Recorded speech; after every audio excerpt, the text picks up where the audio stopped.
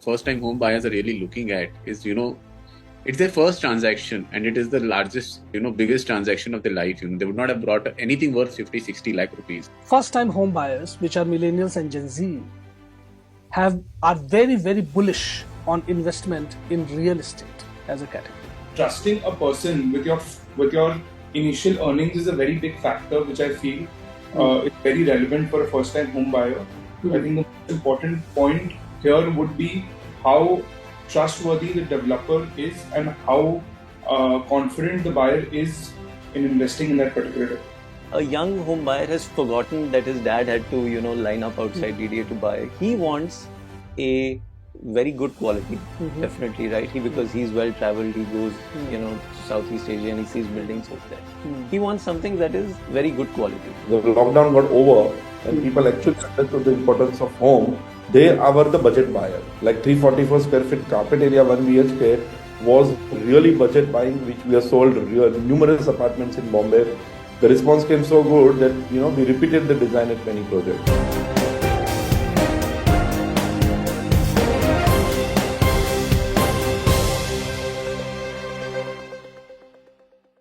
Namaskar, I'm Prasoon Kumar and you're watching this new episode of The Property Show on MBTV, world's largest real estate online channel. Today, we are going to discuss a very, very interesting topic.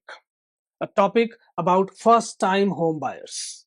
People who are looking at investing in real estate for the first time, and will keep the discussion in the realm of residential real estate investments. Millennials, those who were born after 1981, and Gen Z, those who were born after 1997. These form the two largest consumer cohorts today for any category of consumption, and as well in real estate. Millennials, especially those who are in their late 30s, 40s, are the ones who have either purchased their first home or are investing in their first home, and also are heavy investors in terms of looking at larger ticket sizes and looking at amenities in a very, very different way. While on the other hand, Gen Z, which is likely to enter the market anytime now, has different set of expectations altogether. Millennials adapted to technology, they adopted technology during their lifetime. So the way they look at technology and its impact on their decision making is very different from the way a Gen Z looks at it, which was born in technology. A lot of these things have very profound impact on how products are seen, how products are perceived, and how sale and purchase decisions are made. So we'll be discussing on a lot of these things, what is happening in the real estate market as far as first-time home buyers are concerned, what kind of products are coming, catering to their needs, what are some of the trends and futuristic technologies and design concepts and solutions and amenities which are going to come, which will take care of their needs going forward from here on. And to discuss a lot of these things, we have a stellar set of panel today. In studio, I have Mr. Amit Khanna, who has joined us. He's a renowned architect and interior designer based out of Delhi NCR. Joining me online are Mr. Siddharth Pansari, who is Managing Director of the Primark Group based out of Kolkata, a leading developer.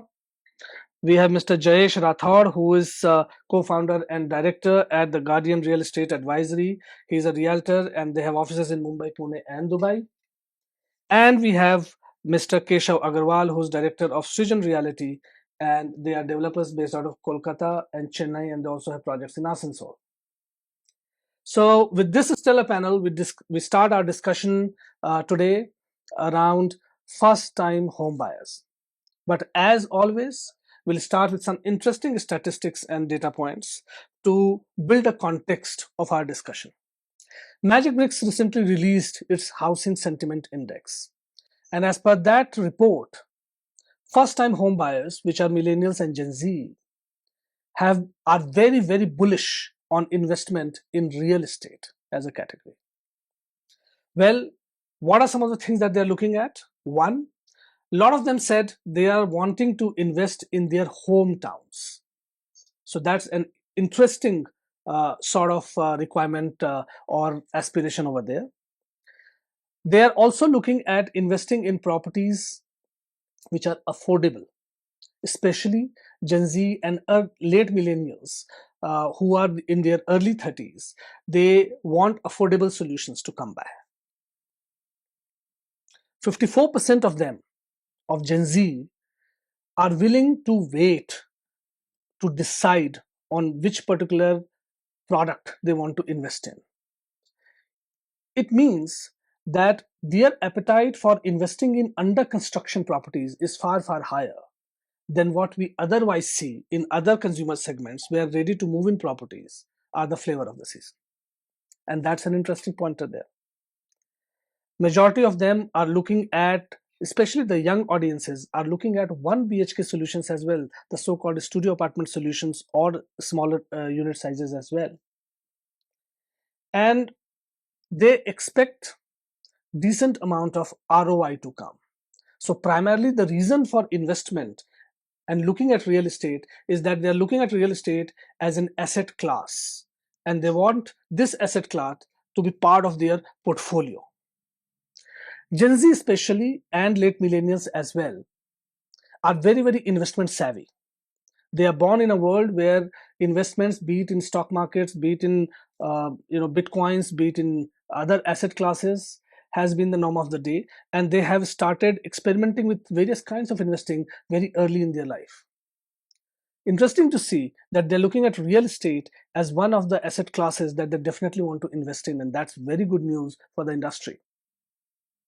Otherwise, general perception is that youngsters typically do not want to invest in real estate and have a different lifestyle requirement.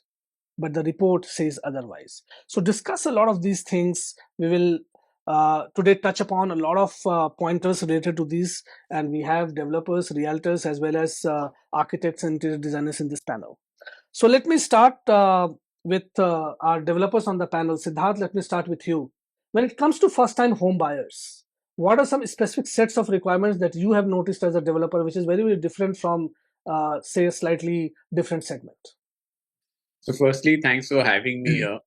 So I think as far as the information that, first-time home buyers are really looking at is, it's their first transaction, and it is the largest, biggest transaction of their life. They would not have brought anything worth 50, 60 lakh rupees. Right. Also, compared to when you go in a shopping mall, you buy something, whether it's a diamond necklace, it's more for you. But here, it's more for your family. It's more for your kids who are born or kids who might get born. Yeah. Also, the investment decision horizon for this is more than, a couple of years. You're thinking 5, 10 years, 15 years down the line, at least 4, 5 years, mostly for under construction before you get, your possession, yeah. And then 10, 15 years to live. And if you actually look like home is the only product where a customer pays the money now, starts paying interest on that also. Yeah. And he gets, a delivery after 4, 5 years. You walk into a shopping mall and buy a shirt. You'll actually try 5 shirts before you buy end up buying one. Yeah. So given this, there is a lot of fear. There is also a bit of uncertainty what will happen, not happen. So I think one is definitely looking for a very clear-cut transparency in what it is going to cost him. Mm. What are the hidden charges? What are not hidden charges? So on and so forth. So the financial clarity that also, what is he getting at? What are the facilities? What are the services? What are the amenities? Possession and risk related to possession. Given the pedigree of the developer, will it be done in 3 months later? Will it be 6 months? What are his past projects and so? Also, will he get what he is being promised? Okay. And one big key factor for people end up buying homes versus non-buying homes is how does the home loan eligibility work out? So that I think is a very big, because most of these people are young. They just started. They're 5, 7 years, 8 years, 10 years into working. Yes. They have multiple other decisions to take. How they qualify, how their credit score works. But I think it's very, very largely, transparency about pricing, commitment of timelines, and the surety that a customer has, whether he'll get it on that time. And third, will he get what is being shown that he will get? Sure. Keshav, how have you seen this entire first-time home buying thing and dealing with relatively younger set of audiences over there? First of all, I would like to thank you for having me on this panel today. So lovely discussion, as Siddharth has mentioned earlier. To add to what Siddharth said, I think when it comes to a first-time home buyer, the first thing which a buyer would see is that the developer which he's purchasing the property from, what is the developer's track record, how trustworthy the developer is, because see, for a first time buyer, that amount, whichever amount it may be 50 to 80 lakhs or a crore for that matter, that's his that's a part of his first earning. So trusting a person with your initial earnings is a very big factor, which I feel is very relevant for a first time home buyer. I think the most important point here would be how trustworthy the developer is and how confident the buyer is in investing in that particular developer. Okay. All right. Both of you bring this perspective about transparency and trust, and that's very, very important. We'll touch upon these. But tell me, Amit, this is a young generation, right? These are we are talking about people who are 30 and lesser than slightly 30, for example, and say late 30s. They use a lot of technology. They are exposed to a whole lot of concepts which are there, which are global concepts. They see everything and they are aware about everything. How does it change really the thinking when it comes to looking at a project and thinking of designing a project which actually suits the requirements of this generation? So what would happen historically is that these people have seen their parents struggle to even identify a property. So right, they would rely on DDA, or they would rely on some urban local body to build something, and then they would line up in order to pay for it, right? That was followed by an era where real estate went through a sort of a churn, where there was some lack of trust at some point because things didn't work out, and that was linked to the sort of drop in the market over time. Currently, there is robustness in a mature market, right? So I would say real estate is now a mature market in India. A young home buyer has forgotten that his dad had to line up outside DDA to buy. He wants a very good quality, definitely, right? Because he's well traveled, he goes to Southeast Asia and he sees buildings over there. He wants something that is very good quality. Secondly, because they're out a lot of the time, they're nuclear families, they're not joint families, there is a huge emphasis on security. So a lot of these apps, like there's an app called MyGate, and there are these smaller apps which allow you to ensure security for your thing. And I think they have a idea in their mind that they want to live in secure environments, so the condominium has to provide all other facilities as well. So there needs to be a pool and a clubhouse and a recreational area where they can throw a birthday party for their kids. So I think in that sense their requirements are way different. And obviously they want it to be future ready, so they want automation in the apartment. You walk in and certain things are on sensors, which is also very good for the environment, right? So if there's a switch in a staircase, it's not on all the time. Correct. And so I think that emphasis on technology is there because it can afford to be there, right? It's a choice being made by the consumer who is now spoiled for choice in many a way, right? Rather than being restricted to one point of sale. Okay, Jayesh, as a realtor, how many such prospective consumers you are, or potential buyers you are dealing with, and what specific requirements they are coming to you with? So usually in Bombay, because we mostly operate, our 80% business happens in Bombay. Our observation says that last year, if we have sold say around 10,000 apartments, around 40 to 45% is exactly the same number which you narrated, in the question. Is there around, mixture of late millennials and that early Gen Z type. Now, post-COVID, couple of things which was observed by us and which was looked by them, like after the COVID got, the lockdown got over and people actually understood the importance of home, they are the budget buyer. Like 344 square feet carpet area, 1 BHK was really budget buying, which we have sold numerous apartments in Bombay. The response came so good that, we repeated the design at many projects. Even 490 square feet, 2 BHK, which is unbelievable, for Amit as an architect, के 490 में घर कैसे बनाया बॉम्बे में, but यही बिका because budget खरीद रहे थे. जैसे time गया, and today we understood that this set of millennials and Gen Zs are looking actually for the apartment which has got a little bit extra space. They don't mind spending 500 square feet ka 1 BHK or 800 square feet 2 BHK, so that apart from 2 bedroom, 2 washroom, living, dining and kitchen, they have an extra space or a room which they can utilize to work from home.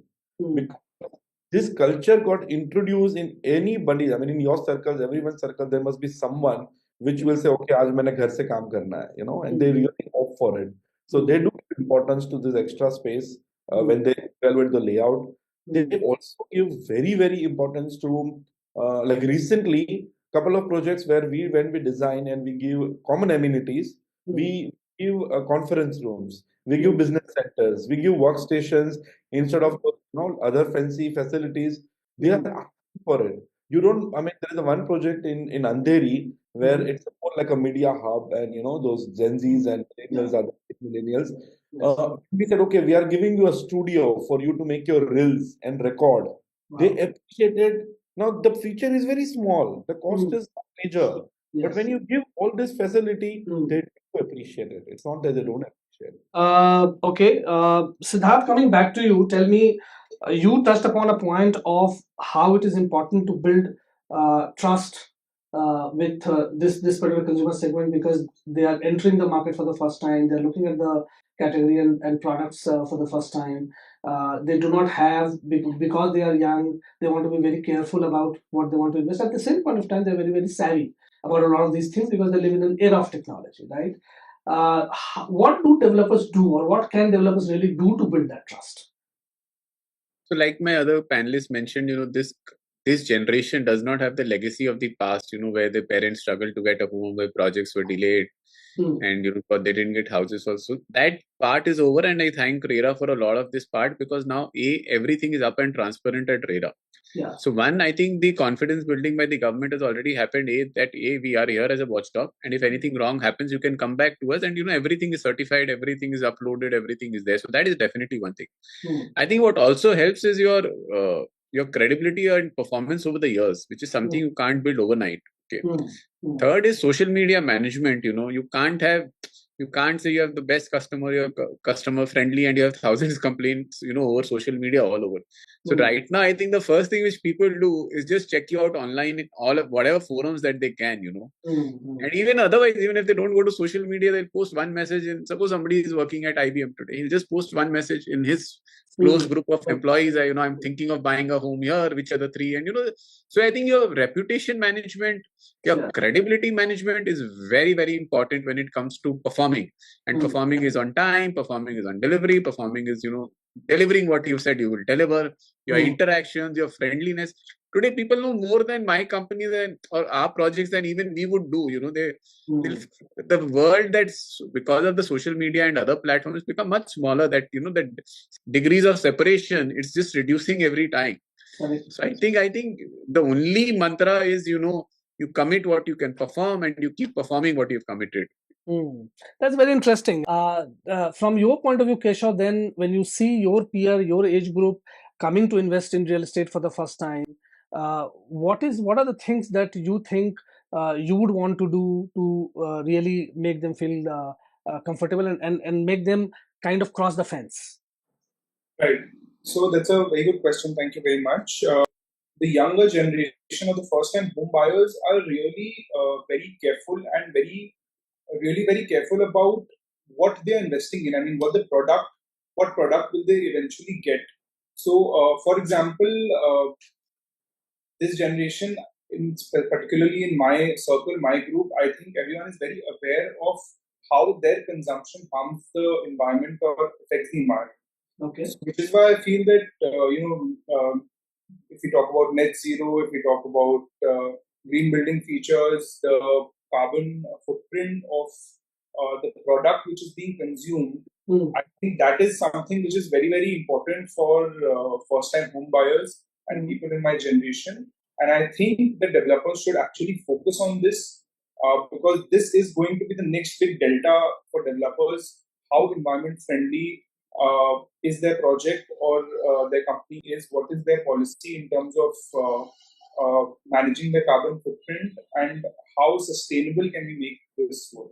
Okay, Amit, let me get both these questions to you, right? Keshav is talking about how sustainability solutions are becoming a norm and more of a hygiene than exception in development, or especially for this generation, it would be.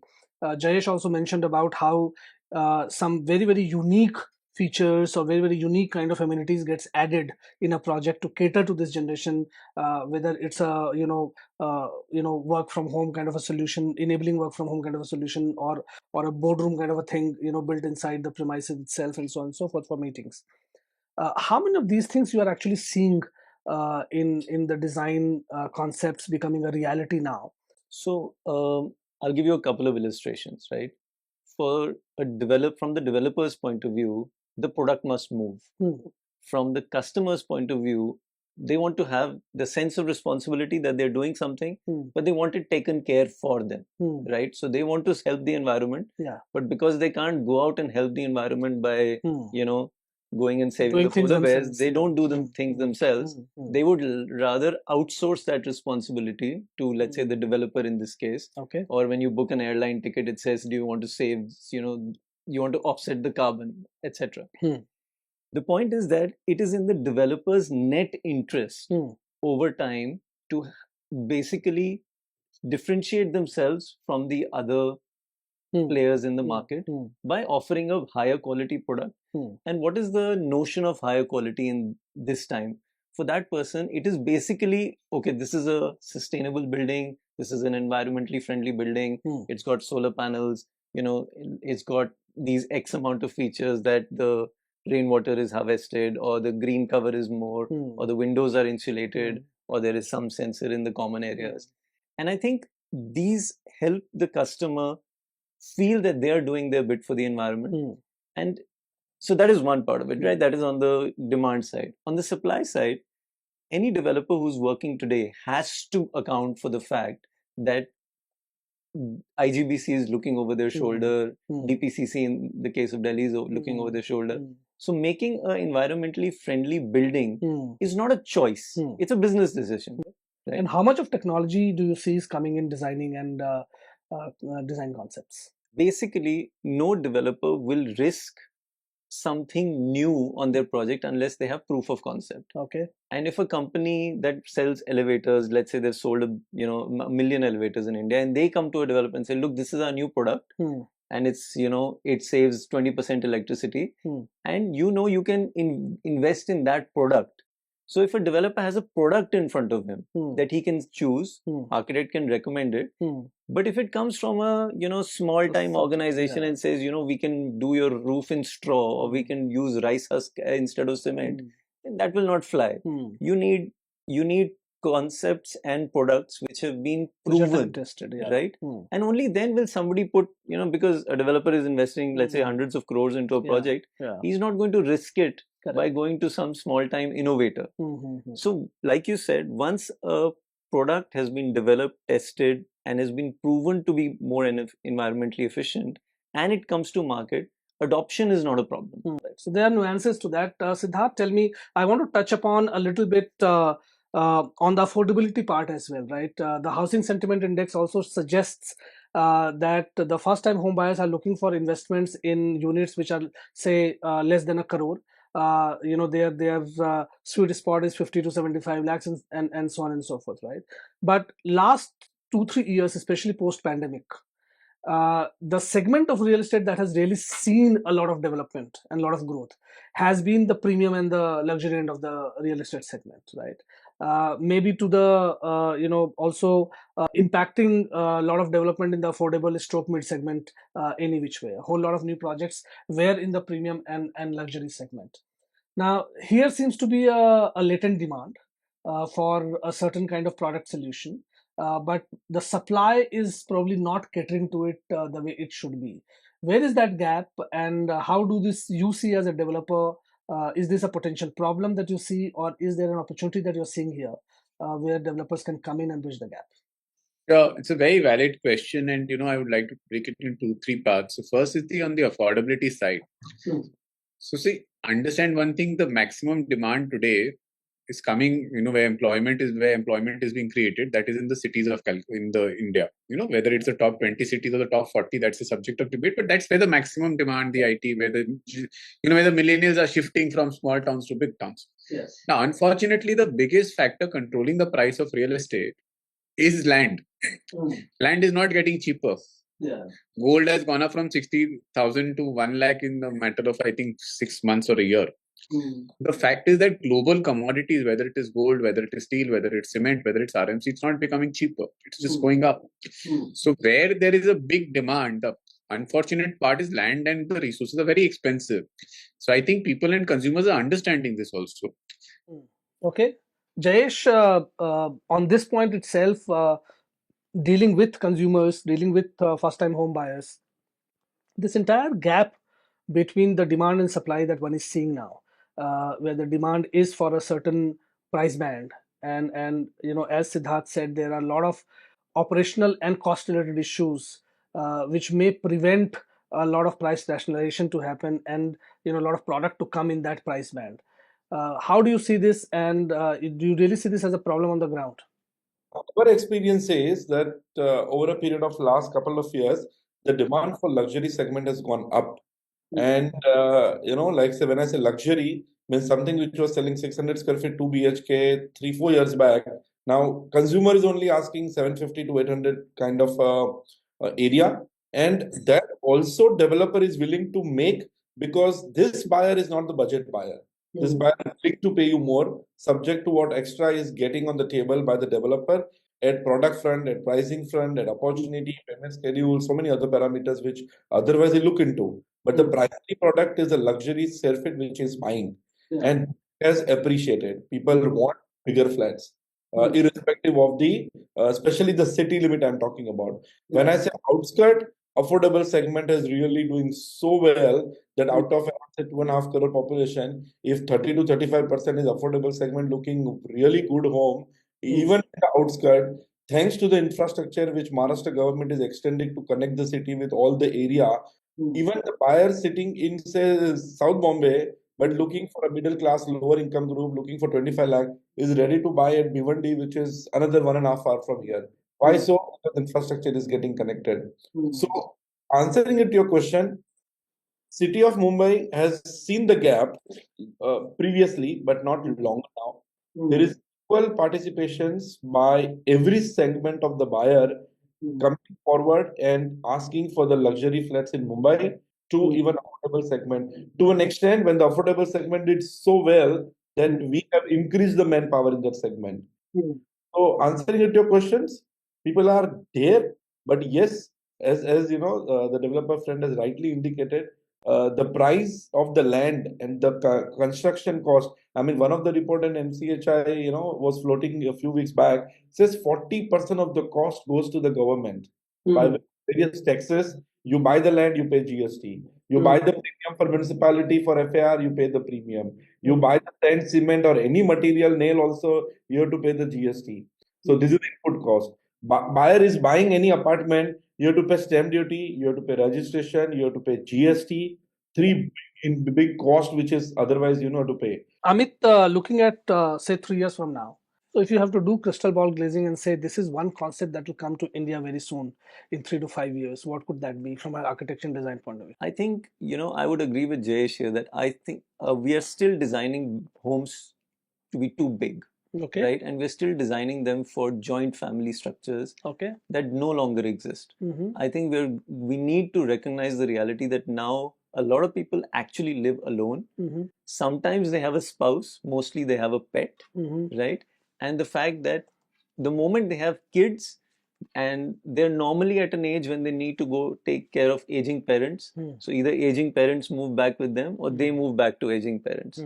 So the people who actually live in a city are the people who are basically performing all the functions of the economy, right? Who are basically young workers between the age of 25 and 45. These people have no need for large luxurious homes. And to answer, a question that you asked earlier, the high end of the market where flats are selling for hundreds of crores, that's not really a real estate play, right? That's just a portfolio allocation, right? So it's not really that somebody is looking to end use, right? Because that person is not a first time buyer, right?